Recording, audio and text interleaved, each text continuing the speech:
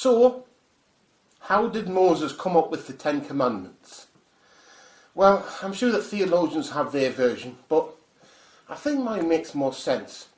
Imagine this. Imagine that you are Moses, okay? It's thousands of years ago. This means that none of the people are as clever as you, okay?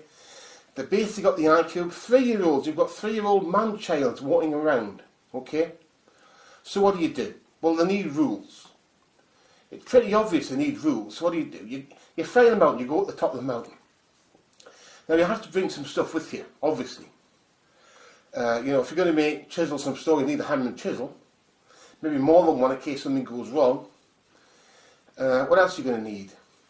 You're going to need food. I would suggest you need something to drink. Now, because of that, I'd imagine you're going to bring wine with you. So there you go, you bring your wine, or probably more like beer. Because beer is easier to make, or you need yeast. And anything which is sweet. And then that will make beer, basically, if you mix them together and leave them long enough. So you've got that, because basically as well, beer and wine's a good way of cleansing water. So you go at the top there, and you need to make a team. You can't bring room with you. You can't bring a load of birds with you to the top of this hill, because you're caught up with some rules. You need to come up with some commandments for these people. So you take, whatever the hell's grown in the desert.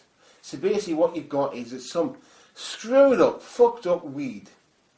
Right, some sort of really messed up stuff, and you're sitting there and you're smoking this, and you're getting really, really pissed. You're really pissed. And then, what do? You see a bull, right? Now at this point, you're not sure if it's an actual bull, whether you're just hallucinating, whether it's a vision from God. So you probably sit there for a bit on this mountain, and then you start to sober up a bit, and you realise people have made a bull. Okay, they've made a bull. It's actually a demon called Moloch. They've made this bull, and they are sacrificing the children, put it in the bull, and killing them with flames. Now, what do? That's what he does. He knows he can't just go down and tell them no, they're not going to understand it. He needs to solve this problem forever. So what does he do? He gets out. He says, "Okay, they're killing the kiddies, right? Okay, thou shalt not kill." Chisel out another one. Thou shalt not make graven images. That's a good one. You say, well, sin of pride, because they're going to be really proud of this damn bull they've made. They're going to be really, really proud of this bull. So you've got your sin of pride, haven't you? And then what's the other one you've got? Well, I suppose you've got lying. They're going to lie. They're going to lie like 3-year-olds lie. I don't know, it wasn't there. It just appeared there. I didn't have anything to do with this. But that's the thing. Does that mean that we've got to follow those set of rules?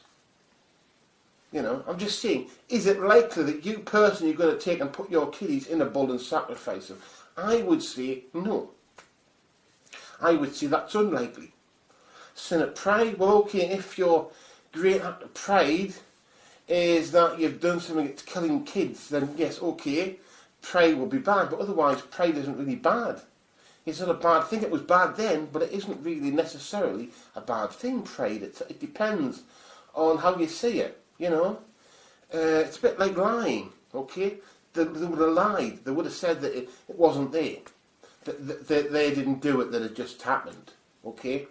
Or that some other people came along and they made it. But you know what? Is lying bad? What happens if somebody says to you, you're Joe Bloggs, if your name is Joe Bloggs, I will kill you, or you're Joe Bloggs, then you're allowed to lie, okay? You're in that situation. Lying even itself isn't always that destructive. People have to defend themselves.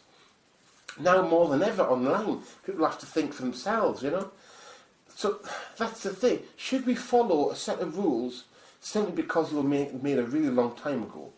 Or should we think for ourselves? I think the ultimate aim for anybody is to reason for themselves rather than to simply imagine that we have to follow these rules because they existed from this time, okay? Because I would say this, if you're the sort of person that needs a rule to tell you not to sacrifice your own children to a demon, then the rule isn't really going to work, simply because you need the rule. Okay, that's a sad fact of life, Really, we need to think for ourselves, which is what occultism is about.